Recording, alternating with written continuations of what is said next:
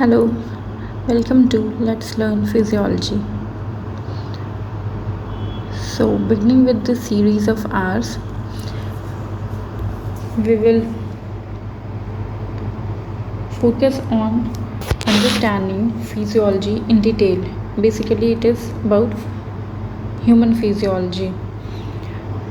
So, in today's class, we learn about physiology, its definition, and then try to understand human physiology.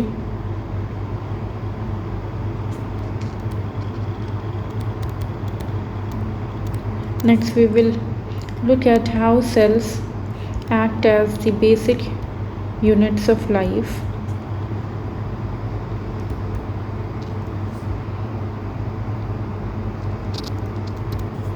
And then we will also try to understand about the extracellular fluid and the intracellular fluid, and then we will have a look at homeostasis. So this is today's agenda. Therefore, beginning with physiology,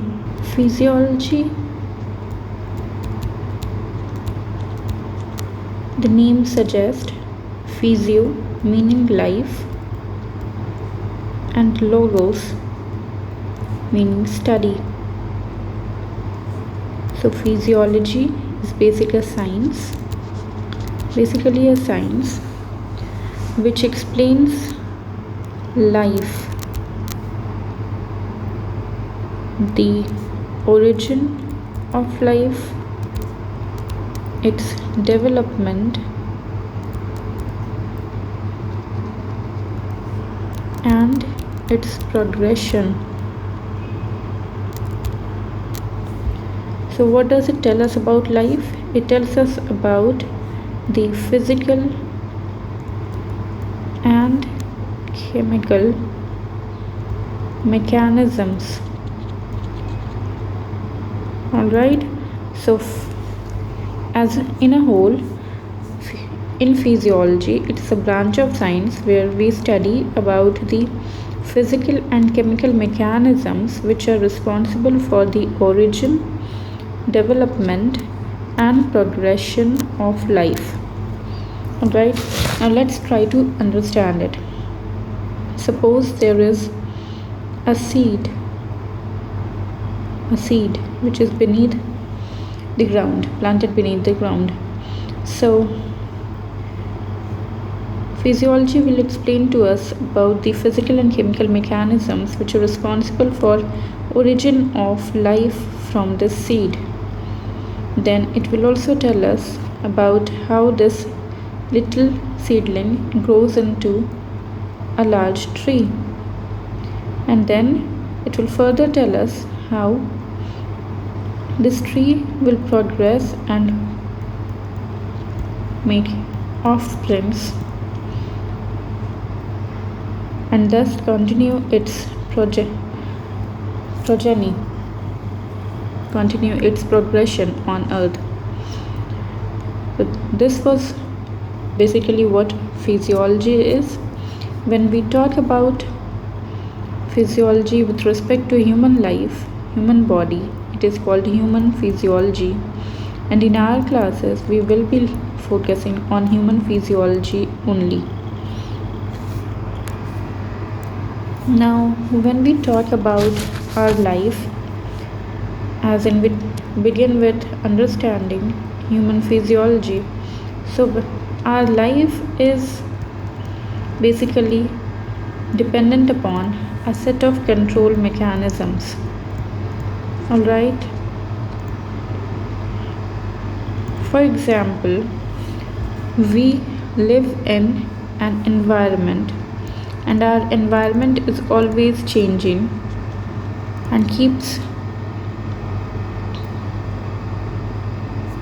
and our environment poses different situations in front of us. For example, sometimes we feel hungry and then we begin seeking for food. if we seek if we sometimes we are afraid of our environment and we seek refuge. Sometimes our environment turns extremely cold and then we seek for warmth. So life is all about changes in our environment and how we respond to it, and our response is necessary for our continuation. So what is basically important is that we first are able to sense our environment, to feel our environment, and then we must have in our body a set of control mechanisms which must be responsible for maintaining our body in a condition which so that it is functional. So sensing our environment is very important, and then also which is important is gaining knowledge about it, understanding how to respond, and then remembering how we did respond in the past so that our future handling of situations becomes easy and beneficial. So life is only possible because of these control mechanisms which are present in our body, and we will study in details about this later. The control mechanisms present in our body help the different cells, tissues, organs, and organ systems of our body to coordinate with each other. This coordination is extremely important. This control mechanisms acts at various levels. For example, it also acts at the level of genes, where it is decided which proteins need to be synthesized and which genes need to be turned off. Similarly, at a bigger level, this control mechanisms acts through the nervous system, where our motor functions are determined and our responses are directed. So basically it's all about control mechanisms, and this coordinated function of our cells, tissues, and organs help us lead a healthy life, and a disruption in these control and coordination leads to diseases.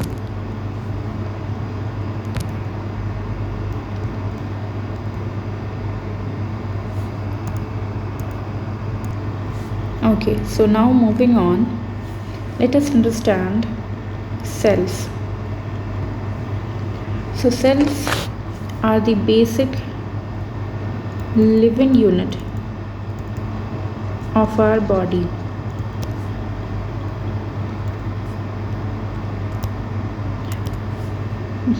All the tissues and organs of our body are basically composed of a variety of cells, and these cells are held together by different intercellular supporting structures. Intercellular supporting structures.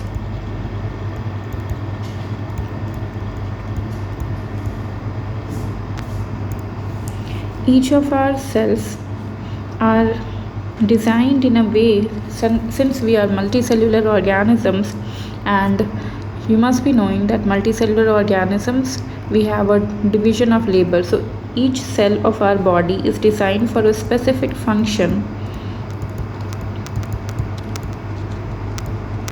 For example, we have RBCs, red blood cells, or erythrocytes in our body, which are designed to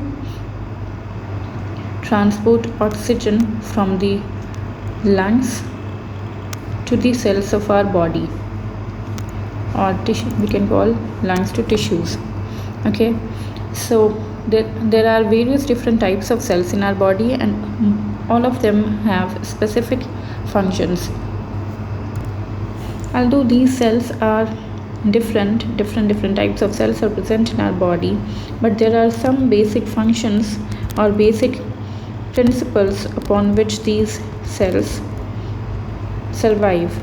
For example, although there are different types of cells like RBCs, osteocytes, and then there we have the muscle cells, but all of them have some basic characteristics. For example, all of them need energy for survival, and oxygen helps to break down the carbohydrates, fats, and proteins and leads to energy production,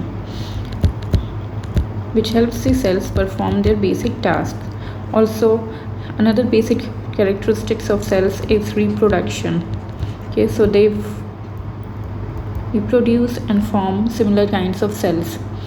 Also, cells produce different kinds of substances as a result of a lot of chemical reactions happening inside them, and many of these release the chemical substances produced by them into the surrounding fluids. So these are few of the examples of the basic characteristics of cells. Human body basically consists of almost 35 to 40 trillion cells. These are just the numbers of the cells present on an average in an adult human body. So moving on, we must also know that apart from the cells of our body, we also have a range of microorganisms residing inside of us. These are also present in trillions of numbers and are usually present on our skin, mouth, gut, and nose. For example, only in the GI tract, a complex and dynamic population of about 400 to 1000 species of microorganisms is present, which already can outnumber the number of human cells present in our body. Communities of microorganisms that inhabit our body is called microbiota. So, microbiota is the community of these microorganisms inhabiting the body. Alright.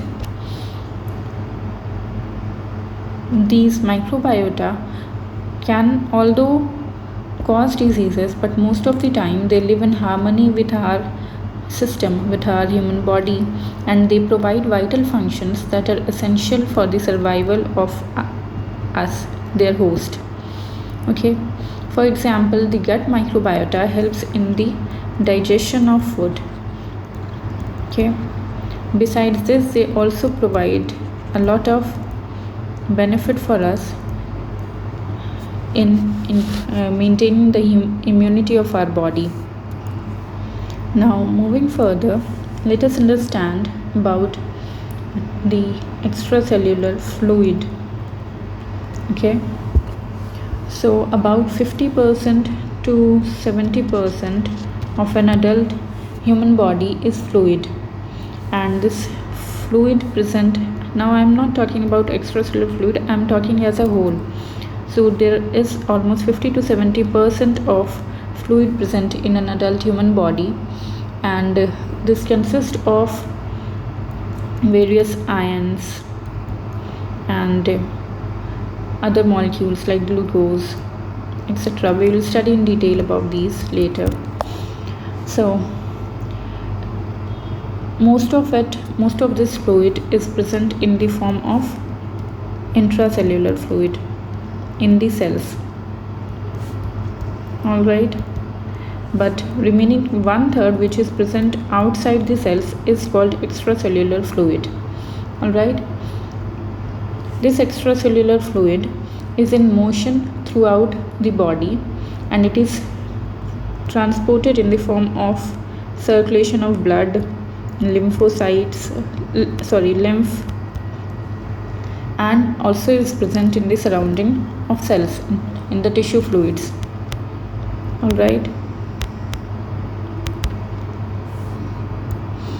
So this extracellular fluid basically consists of water, which contains ions and nutrients which are essential for the survival of cells, and all cells of our body basically are surviving in a similar kind of surrounding fluid, in a similar kind of extracellular fluid. This extracellular fluid was therefore also called internal environment of the body, and or we can also call it milieu interior. This term milieu interior was coined by Claude Bernard, who was a 19th century French physiologist. All right.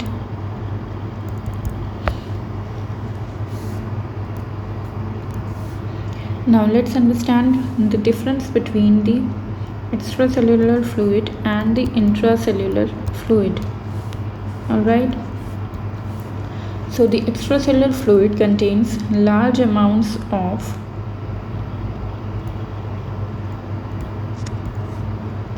sodium ion, chloride ion, bicarbonate ion, and there are nutrients such as oxygen, glucose, fatty acids, and amino acids in the extracellular fluid. It also contains carbon dioxide, which is transported from the cells to the lungs.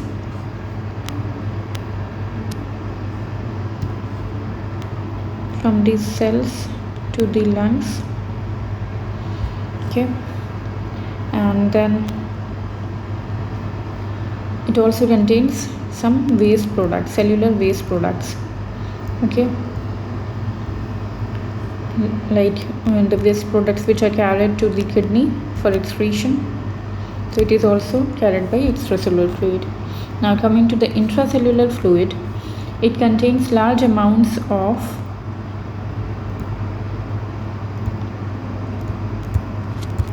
potassium ion, magnesium ion, phosphate ions, instead of sodium chloride and bicarbonate present in the extracellular fluid.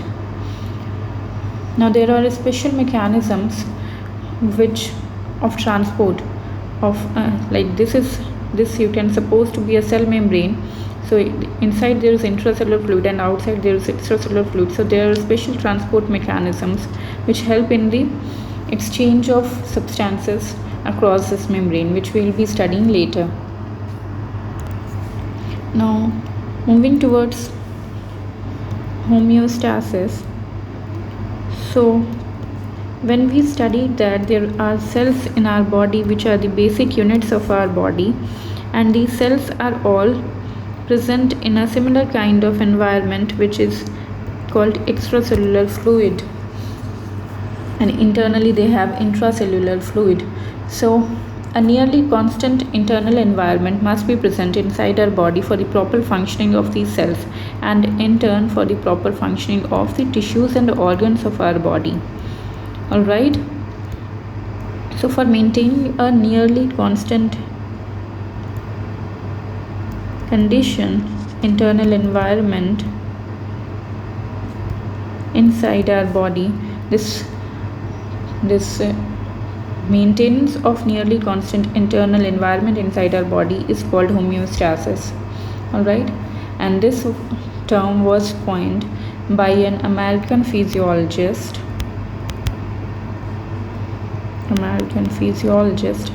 whose name was Walter Cannon. He coined this term in the year 1929. All right.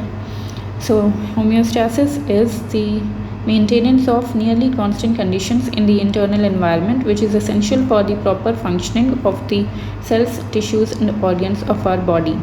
Basically, all our tissues and organs mainly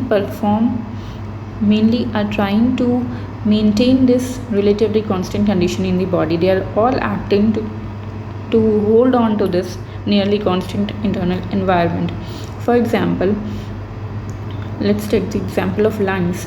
So lungs provides oxygen to the tissues, oxygen to the extracellular fluid to replenish the, like from lungs, fresh oxygen comes into the body, oxygen comes into our body and is supplied to the tissues, all right, so as to maintain a constant level of sufficient level of oxygen in the ECF, all right, for the functioning of the cells, tissues and organs.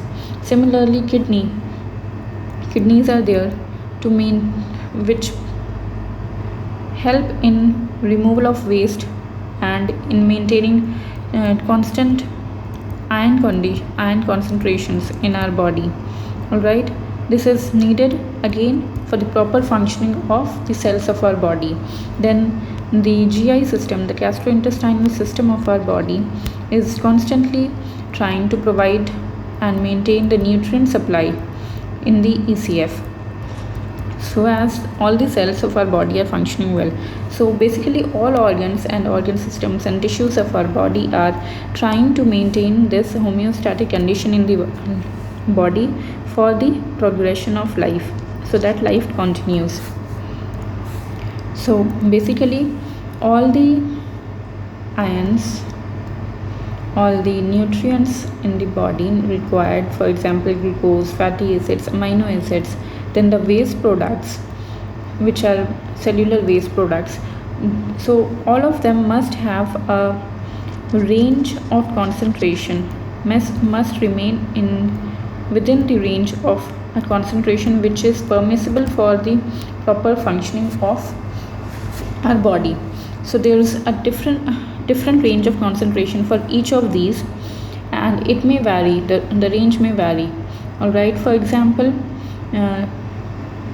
sometimes the range is extremely small and sometimes it is a bit more in comparison to others. For example, let's understand the first example. Let's take of hydrogen ion concentration, all right.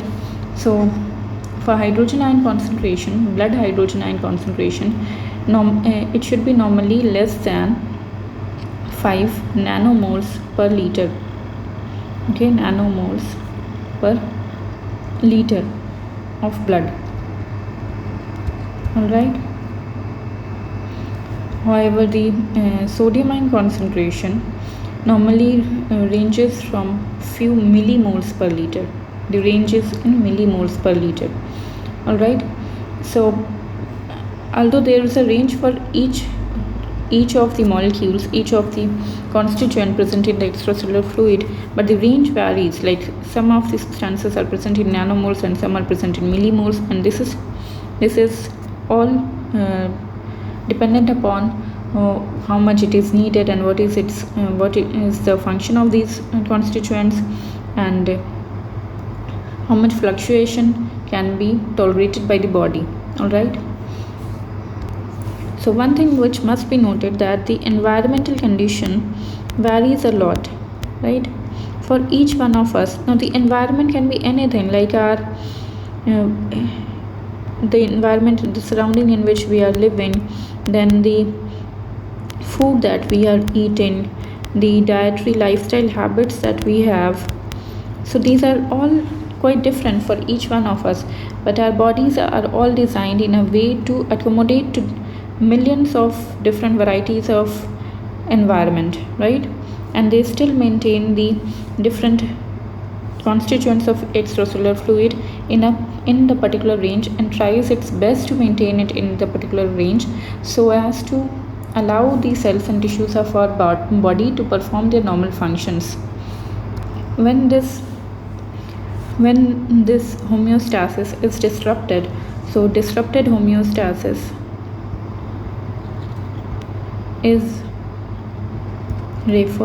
can be referred to as disease condition, all right. So our body tries its best to compensate the insults caused to homeostasis due to various environmental changes, but still sometimes the homeostasis is disrupted in the body, leading to disease conditions. Okay, so even in disease conditions, our body tries to maintain the homeostasis. It always tries to balance things out. So it tries to reach homeostasis, and in order to reach homeostasis, some compensatory mechanisms are performed by the body. All right, for example, let's understand it with this example, that if there is a problem with our kidneys, so the kidney has the ability to maintain the salt and iron concentration in the body. Okay, so if there is a problem with our kidney, then the salt and iron concentration is disrupted, and this leads to high blood pressure. Okay, so why does this lead to high blood pressure? Because the high blood pressure initially tries to return the excretion to normal. Okay, it tries to make this normal. The high blood pressure tries to balance out the salt and iron concentration towards normal, despite of the kidney impairment. But this can only be beneficial if it is a short-term problem. Otherwise, in long term, what happens is this continuous high blood pressure itself goes and disrupts or harms various different organs, and it, for example, the kidney itself is more damaged. Other vital organs are damaged due to the high blood pressure. Okay, in return, so this becomes a kind of cycle, kind of vicious cycle.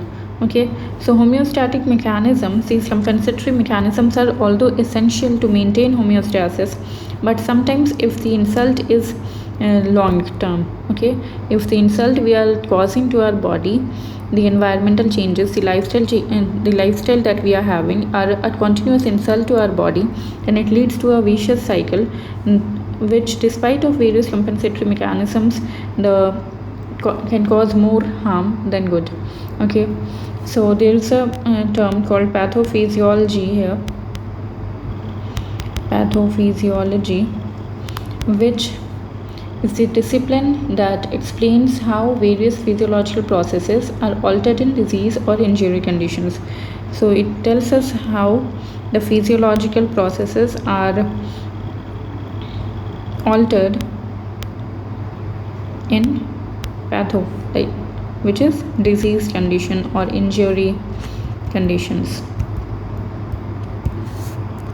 So this is it for today, and in our next video we will be studying about the different functional systems of our body, and for example we'll try to understand different organ systems of our body and how they help in contributing to homeostasis. All right, so this will be for next, and hope this was beneficial. So thank you so much. See you next time. Bye.